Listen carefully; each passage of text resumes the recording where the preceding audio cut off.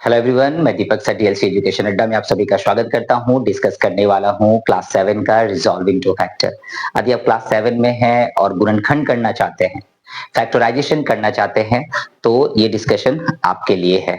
यहाँ पे मैंने कोई न्यूमेरिकल कोएफिशिएंट भी नहीं लिया है, ओनली अलजेब्रिक एक्सप्रेशन ही मैंने लिया है, मतलब वेरिएबल ही मैंने लिया, कोई कोएफिशिएंट नहीं लिया मैंने।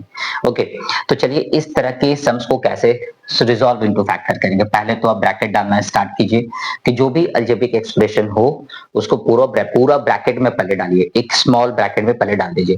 अब क्या होता है कि वेरिएबल सेम होना चाहिए। वेरिएबल क्या होना चाहिए? सेम। यदि आपका वेरिएबल सेम है, वेरिएबल क्या है? सेम। यदि आपका वेरिएबल सेम है तो आप उसे कॉमन ले लेंगे, ठीक है ना? कॉमन होगा, वेरिएबल सेम है तो वो कॉमन हो जाएगा। दूसरी चीज है कि मिनिमम पावर कॉमन होता है, मिनिमम पावर कॉमन होता है, ठीक है ना? एचसीएफ में, एचसीएफ में मिनिमम पावर क्या होता है? मिनिमम पावर, कम पावर कॉमन होता है। हिंदी में क्या बोलेंगे? कम पावर, कम पावर कॉमन होता है, कॉमन होता है, कम पावर कॉमन होता है। मिनिमम जो कम है वही कॉमन है। तो देखिए a का पावर 1, b का पावर 1, b का पावर 1, c का पावर 1, दो टर्म है।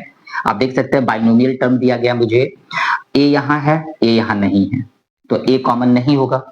b यहाँ है, b यहाँ है, तो b का पावर 1 कॉमन हो जाएगा क्योंकि दोनों में 1 1 है।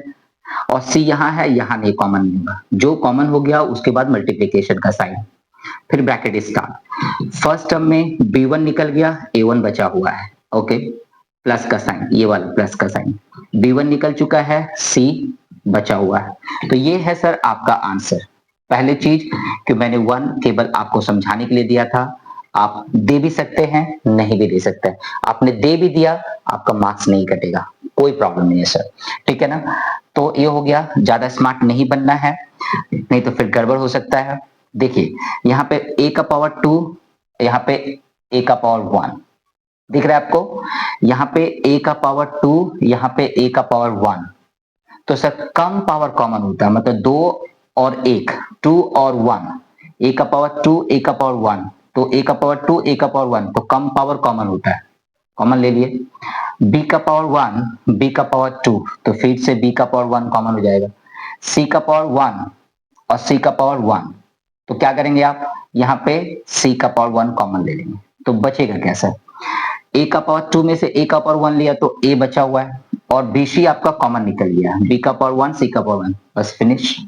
अब ध्यान से देखिए, आपका a का पावर 1 ऑलरेडी निकल चुका है, c का पावर 1 ऑलरेडी निकल चुका है, b का पावर 2 में से b का पावर 1 निकला है, तो एक b बचा हुआ रह गया।